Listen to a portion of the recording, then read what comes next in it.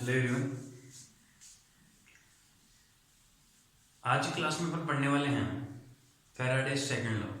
Last class में अपन ने discuss किया था फैराडे फर्स्ट लॉ, ठीक है। और उसके बेस पे अपन ने कुछ न्यूमेरिकल है वो सोल्व किए थे, और आज की क्लास में अपन सेकंड लॉ पढ़ेंगे और इसके बेस पे न्यूमेरिकल सोल्व करेंगे। दोनों लॉ मैंने आपको पहले ही बता दिया कि बहुत इंपॉर्टेंट है एग्जाम के पॉइंट ऑफ व्यू से। यस, ये ऐसे लॉज हैं जिन जिन एग्जाम में केमिस्ट्री आती है उन सभी एग्जाम में है वो यहाँ से क्वेश्चन है वो पुट अप करता है एग्जामिनर, ठीक है। तो फैराडे सेकंड लॉ है वो अपने को क्या बताता है। फर्स्ट लॉ में अपन ने देखा था कि फर्स्ट लॉ के अंदर जो फैराडे का जो फर्स्ट लॉ था उसमें उसने डिपॉजिट मास है उसके अमाउंट को कैसे डिफाइन किया जाता है, ये सारी चीजें अपन ने देखी थी। बट जो सेकंड लॉ है उसमें क्या होता है कि कोई भी एक सेटअप होता है, इलेक्ट्रोलाइट सेल होता है जिसमें एनोड कैथोड लगाया जाता है जिसका इलेक्ट्रोलाइसिस किया जाता है। यस, अभी अपन ने जो फैराडे फर्स्ट लॉ पढ़ा था वो अपन कोई भी एक इलेक्ट्रोलाइसिस प्रोसेस के लिए पढ़ा है या किसी भी एक सिंगल कंपाउंड के इलेक्ट्रोलाइसिस के लिए देखा था। बट अगर सेकेंड लॉ की बात आती है तो यहाँ पे कोई भी एक या दो या तीन कंपाउंड है उनका एक साथ पैरेलल इलेक्ट्रोलाइसिस हो रहा होता है, तो वहां पे जो डिपॉजिटेड मास होता है उसको कैसे डिफाइन किया जाता है। जैसे फॉर एग्जांपल, जैसे मैंने एक ये कंटेनर लिया है, दूसरा कंटेनर ये लिया है, ठीक, और तीसरा कंटेनर ये लिया है। ये तीनों कंटेनर लिए मैंने। यस, यहाँ पे इसके अंदर एनोड कैथोड लगाया मैंने, इसके अंदर भी एनोड कैथोड और इसके अंदर भी मैंने एनोड और कैथोड का यूज किया है। सबके अंदर एनोड और कैथोड का यूज किया है और इनको मैंने एक्सटर्नल सर्किट के द्वारा कोई बैटरी से मैंने इसको कनेक्ट किया है। तो ये तो हो गया एनोड और ये हो गया कैथोड, ठीक है। अब इसके लिए ये वाला कैथोड है, ठीक है।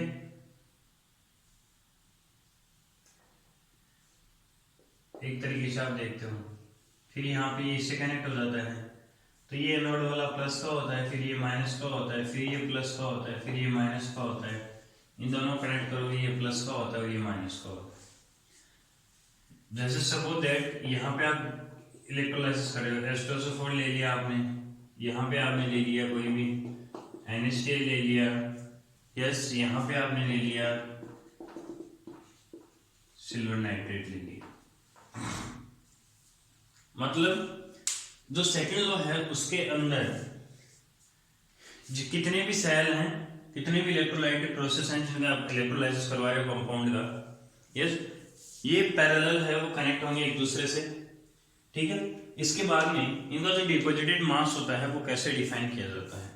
मतलब यहाँ पे भी कुछ ना कुछ एनोड या कैथोड पे डिपॉजिटेड मास होगा, यहाँ पे भी होगा और यहाँ पे भी होगा। इन तीनों को कैसे डिफाइन किया जाता है, ये इन तीनों के अंदर रिलेशन क्या होता है, ये चीजें देखने के लिए अपन फैराडे सेकंड लॉ पढ़ते हैं।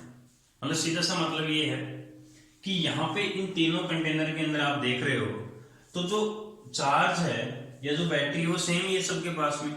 इसका मतलब इन तीनों के अंदर क्या होगा कि जो करंट की वैल्यू है वो सेम होगी, या जो चार्ज है उसका जो फ्लो है वो सेम होगा, आवेश समान रूप से गति करेगा यहाँ पे। इसका मतलब आपने जब फैराडे सेकंड लॉ की बात करते हो तो आपने करंट की वैल्यू को फिक्स कर दिया या चार्ज की वैल्यू को आपने फिक्स कर दिया है। समझ में आ गई? चार्ज की वैल्यू आपने फिक्स कर दी है कि इन तीनों के अंदर चार्ज है वो सेम रहने वाला है। मतलब सेम क्वांटिटी का आप चार्ज फ्लो करवा रहे हो, डिफरेंट डिफरेंट इलेक्ट्रोलाइट ले रहे हो आप। वापस से मैं रिपीट कर रहा हूं, यहाँ पे जो चार्ज होगा तीनों कंटेनर के अंदर वो क्या होगा, सेम चार्ज। कैसे पता चला आपको? समान आवेश होगा क्योंकि आपने इसको तीनों को एक ही इलेक्ट्रिक सोर्स से आपने कनेक्ट कर रखा है, ठीक है। अब यहाँ पे इनका चार्ज सेम है, ये प्राइमरी कंडीशन है इसकी। चार्ज सेम रहते हुए आपने डिफरेंट डिफरेंट इलेक्ट्रोलाइट का आप इलेक्ट्रोलाइसिस करवा रहे हो तो वहां पे जो डिपॉजिटेड मास होता है वो उन इलेक्ट्रोलाइट के इक्विवेलेंट मास के डायरेक्टली प्रोपोर्शनल होता है, इक्विवेलेंट मास के रेशियो में होता है। वापस से मैं रिपीट कर रहा हूं कि यहाँ पे जो सेम चार्ज फ्लो करवाने के बाद में जो डिफरेंट डिफरेंट इलेक्ट्रोलाइट हैं तो उन डिफरेंट डिफरेंट इलेक्ट्रोलाइट का जो डिपॉजिटेड मास होता है वो उनके इक्विवेलेंट मास के रेशियो में होते हैं। ठीक है, अब इक्विवेलेंट मास के रेशियो में है वो कैसे होते हैं ये चीज अपन यहां पे देखते हैं। ठीक है, अब जैसे मान लो इसको मैंने फर्स्ट बोल दिया है, इसको मैंने सेकंड बोल दिया है और इसको मैंने थर्ड बोल दिया है। अब आप क्या देख रहे हो कि यहां पे जैसे मैं equivalent mass of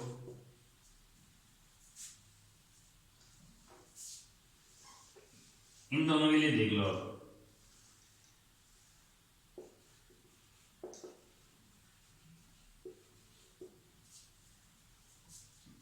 equivalent mass of first compound या फर्स्ट इलेक्ट्रोलाइट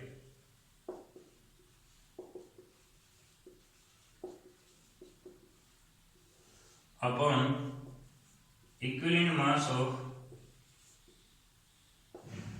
सेकेंड इलेक्ट्रोलाइट। और ये फर्स्ट और सेकेंड के अंदर यहाँ पे जो डिपॉजिटेड हो रहा है ना उसी का अपन यहाँ पे मास लेने वाले हैं। तो इन दोनों का जो रेशियो होगा वो किसके इक्वल होगा,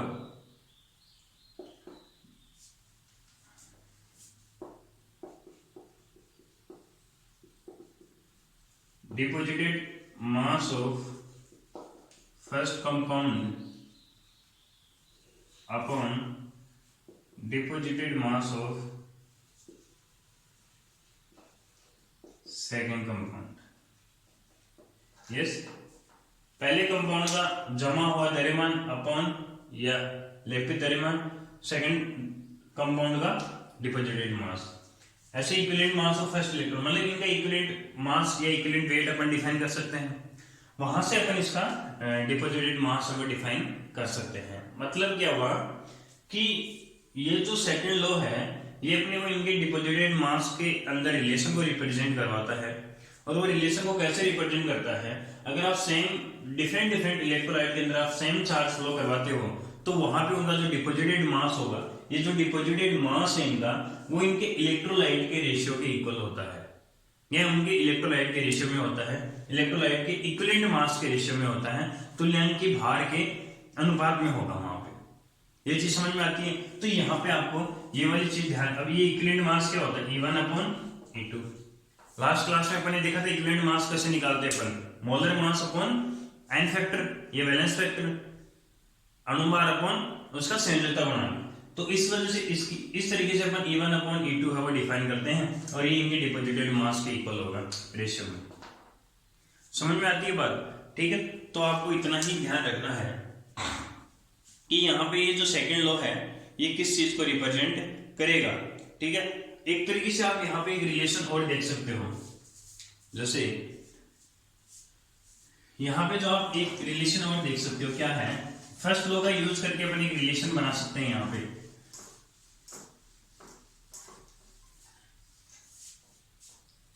ठीक, कई बच्चों को है वो बोरिंग लग रही होंगी ये चीजें कि है वो थ्योरी का पार्ट चल रहा है। देखना एक प्रॉब्लम होती है कि जब तुम थ्योरी पढ़ोगे, जैसे मैं आज की क्लास में अगर मान लो मैं पूरी थ्योरी पढ़ा के चला जाऊंगा तो सब कुछ आपके ऊपर से चला जाएगा, कुछ समझ में आने वाला नहीं है। बट अगर एक न्यूमेरिकल अपन ने डाल दिया तो यहाँ पे ये पूरा का पूरा कंसेप्ट है वो अपनी इंटरनल मेमोरी के अंदर चला जाएगा, क्योंकि अपन ने उसके ऊपर एक प्रैक्टिस की है। समझ में ये बात। तो तुम अगर ऐसी कोई प्रॉब्लम है कि जहां पे बोरिंग लगता है या फिजिकल केमिस्ट्री कोई भी पार्ट है, तो वहां पे क्या करो, आप उस कंसेप्ट को देखो और उसके बेस पे एक प्रॉब्लम करो वहां पे। जैसे ही वो प्रॉब्लम करोगे तो उस प्रॉब्लम के अंदर वो पूरा का पूरा कंसेप्ट काम करेगा, तो पूरा का पूरा कंसेप्ट है वो आपके फिट हो जाएगा। इस तरीके से आपको ये चीजें हैं वो करनी होती हैं। क्यों? क्योंकि जैसे बायो वाले स्टूडेंट है ना, उनके लिए बहुत प्रॉब्लम होती है न्यूमेरिकल में, और ज्यादातर बच्चे छोड़ के आते हैं ऐसी चीजों को, ठीक है। और ऐसा नहीं करना है आपको, ये आपको ध्यान रखना है, ऐसा नहीं करना है। अगर ऐसा करने लग गए तो बिल्कुल ही है वो रिजल्ट है वो बिल्कुल डाउन चला जाएगा। तो ये सिंपल क्वेश्चन है, इनको आपको छोड़ना नहीं है और बहुत ही इजी चैप्टर है ये, ठीक है। तो आपको अच्छे से प्रिपरेशन करनी है इनकी, ये सारी चीजें आपको ध्यान में रखनी है। समझ में आई बात, ठीक है। अब कई बच्चों के कमेंट्स ऐसे आते हैं कि सर पूरी वीडियो में है वो बोर हो जाते हैं हम, ठीक है, कुछ एंटरटेनमेंट किया करो आप। अब देखना बात ये आती है कि एंटरटेनमेंट कर तो लें, लेकिन अपन 10 मिनट की वीडियो बनाते हैं, अगर उसमें 5 मिनट एंटरटेनमेंट में निकाल दिए ना तो 5 मिनट पढ़ाने का कोई फायदा नहीं है। फिर अपन अगर 1 घंटे की वीडियो बनाए तो 1 घंटे की वीडियो में है वो एंटरटेनमेंट अपन कर सकते हैं। बट अगर आप ये चाहते हो कि मैं 10 मिनट की वीडियो में आपको एंटरटेनमेंट करूँ, यहाँ डांस करूँ आराम से और तुम देखते रहो, हंसते रहो, ठहाके लगाते रहो, यस, ऐसा कुछ नहीं होगा 10 मिनट की वीडियो में। समझ में आ रही है बात? तो ये थोड़ा सा है वो ध्यान रखो। हाँ, धीरे धीरे अपन ये सारी चीजें फॉलो करेंगे आगे, ठीक है, ऐसी कोई प्रॉब्लम नहीं है, ठीक है। तो यहाँ पे फर्स्ट लॉ के अकॉर्डिंग अपन ने देखा था कि W इज directly proportional to Q, yes. जो डिपॉजिटेड मास होता है वो उसके अंदर जो चार्ज फ्लो है उसके डायरेक्टली प्रोपोर्शनल होता है, ये फर्स्ट लॉ के अकॉर्डिंग अपन ने देखा था। तो W equals to Z into Q, ये जेड है, यहाँ पे क्या था, इक्विवेलेंट कांस्टेंट है, इलेक्ट्रोकेमिकल कांस्टेंट होगा, यस, विद्युत रासायनिक नियतांक। अब यहाँ पे अगर मैं फर्स्ट इलेक्ट्रोलाइट की बात करता हूँ तो W1 equals to Z1 into Q, ये Q है वो सेम ही रहेगा, W2 equals to Z2 into Q. क्यों? क्योंकि यहाँ पे जो सेकेंड लॉ है उसके अंदर पहली कंडीशन क्या थी कि यहाँ पे जो चार्ज है वो क्या होना चाहिए, कांस्टेंट होना चाहिए, चार्ज वो सेम फ्लो करेगा, तो दोनों जगह मैंने क्यू लिया है। हाँ, ये उनका डिपॉजिटेड मास है, ये वहां पे क्या होने वाला है, डिफरेंट होने वाला है, ठीक है। तो यहाँ पे W1 upon W2 equals to Z1 upon sorry ये फर्स्ट और ये सेकंड, तो फर्स्ट डिवाइड बाय सेकंड करने वाला हूं मैं, तो W1 upon W2 equals to Z1 upon Z2, Q से Q कैंसिल हो जाएगा, ठीक है। अब यहाँ पे आप एक चीज और देख रहे हो क्या, कि जैसे ही ये आया तो आपका जो सेकंड लॉ का रिलेशन है वो ऑटोमेटिकली यहाँ पे क्रिएट हो जाएगा। W1 upon W2 equals to, आपने क्या देखा था फर्स्ट लॉ में, मैंने आपको बताया था कि Z क्या होता है, इक्विवेलेंट मास अपॉन 96,500, ये होता है या नहीं होता।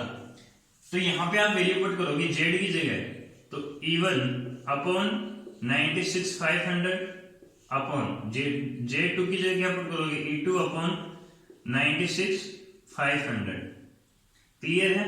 यहां से ये कैंसिल आउट हो गया, तो W1 upon W2 equals to E1 upon E2, ये लो प्रूव हो चुका है ऑटोमेटिक। आपने जो सेकंड लॉ है उसके अंदर ही, फर्स्ट लॉ के अंदर क्या किया आपने, चार्ज को कांस्टेंट रख दिया और 2 इलेक्ट्रोलाइट या 3 इलेक्ट्रोलाइट के लिए आपने ये सारी चीजें देखी, तो यहाँ पे आपके पास में ये रिलेशन आ गया।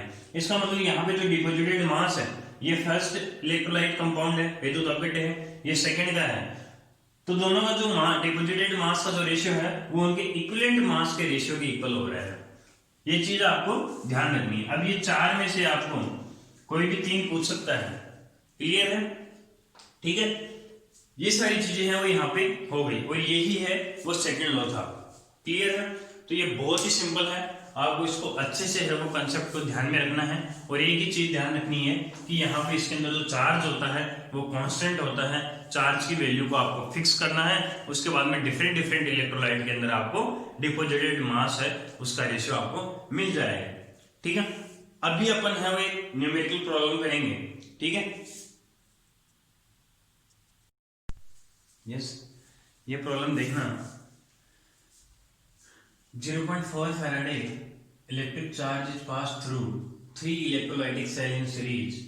First containing AgNO3, second CSO4, third have FeCl3 respectively. How many grams of each metal deposited assuming only cathodic reaction in each cell?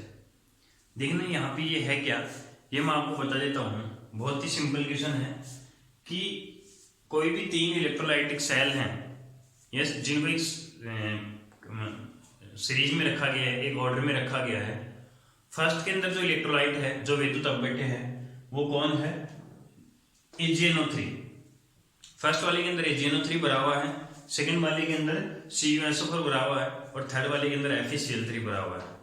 ये 3 है, ये तीनों के अंदर डिफरेंट डिफरेंट क्या है, इलेक्ट्रोलाइट फिलअप है।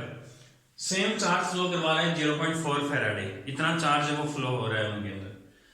अब यहाँ पे आपको ये देखना है कि ओनली कैथोड पे जो रिएक्शन हो रही है ना, उनको आपको क्या करना है, फॉलो करना है, या उन्हीं को आपको काउंट करना है। मतलब एनोड पे जो रिएक्शन हो रही है उनको आपको एज्यूम नहीं करना है, मतलब ओनली कैथोड पे डिपॉजिटेड मास वो आपसे डिफाइन करवा रहा है। समझ में ये बात। अब पहली बात तो ये आती है कि कैथोड पे जितनी भी रिएक्शन होती हैं, कैथोड किसका होता है, नेगेटिव का होता है। इसका मतलब ये नेगेटिव का होता है, तो यहाँ पे जो पॉजिटिव वाला है वो क्या करेगा, पॉजिटिव वाला जाएगा। अरे कैथोड पे क्या जाएगा, पॉजिटिव वाला जाएगा। अब ये पॉजिटिव AgNO3 के अंदर पॉजिटिव वाला कौन है, Ag+, ठीक, ये फर्स्ट सेल के अंदर। सेकंड वाले के अंदर कॉपर 2+ है, और थर्ड के अंदर कौन है, Fe3+।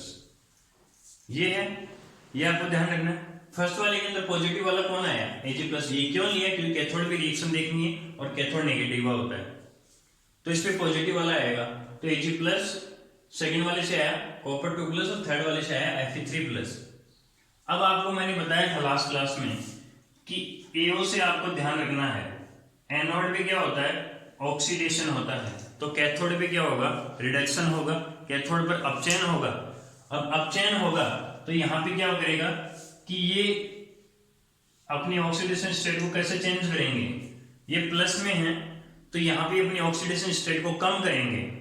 अगर इधर आएंगे ना तो अपने ऑक्सीडेशन स्टेट को कम करेंगे, ऑक्सीजन अवस्था को कम करेंगे, तभी इनका रिडक्शन होगा, वरना नहीं होगा। इसका मतलब यहाँ पे ये प्लस से माइनस में तो नहीं आ सकते, क्योंकि माइनस में इनका ऑक्सीडेशन स्टेट नहीं होता है, तो यहाँ पे ये जीरो में चले जाएंगे। किस में चले जाएंगे, जीरो में।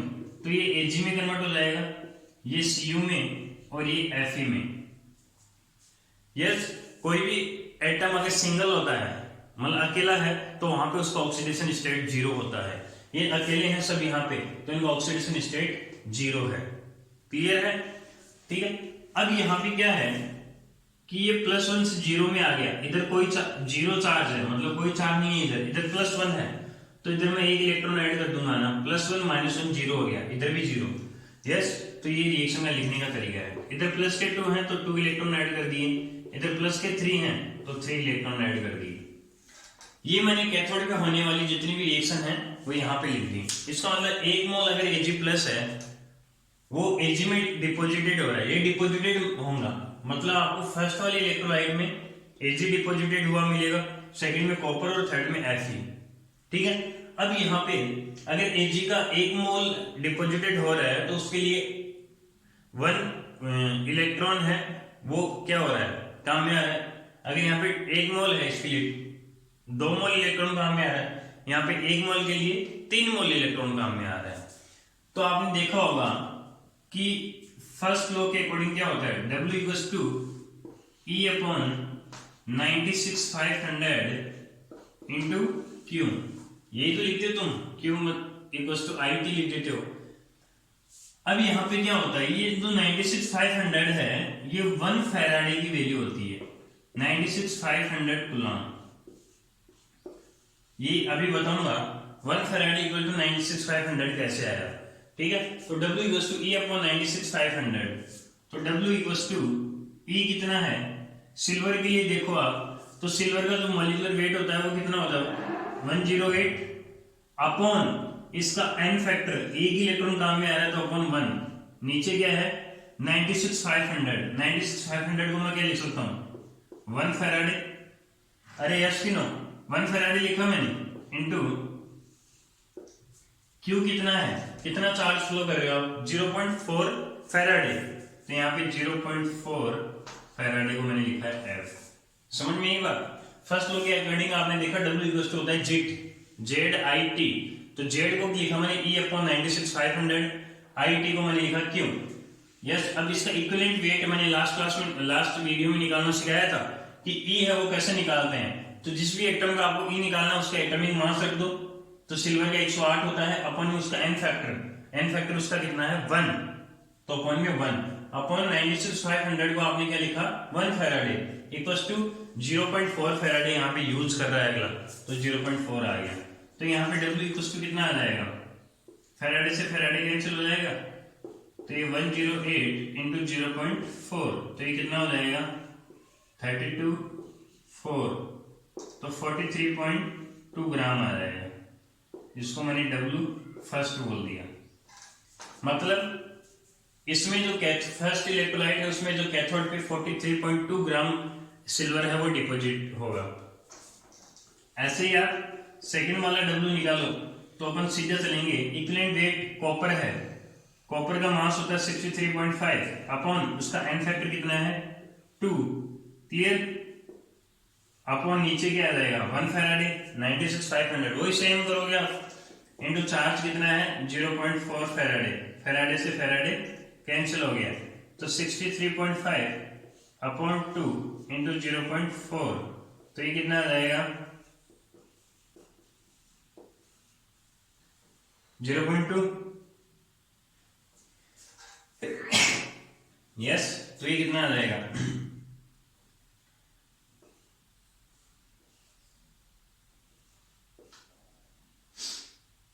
12.7 ग्राम आ जाएगा।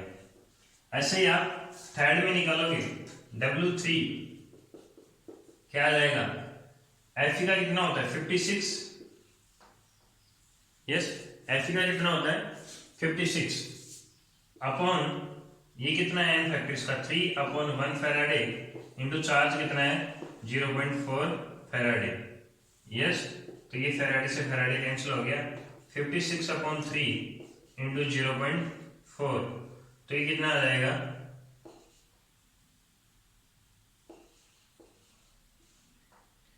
अपॉन 3, तो ये कितना आ जाएगा 7 पॉइंट कुछ आएगा ये, यस। इस तरीके से आप डिफाइन कर सकते हो कि अलग अलग जो इलेक्ट्रोलाइट सेल हैं उनमें किस पे कहाँ कौन सा कितना मास है वो डिपॉजिटेड होगा, ठीक है। तो ये सेकंड लॉ था, तो इसको आप अच्छे से पढ़ना।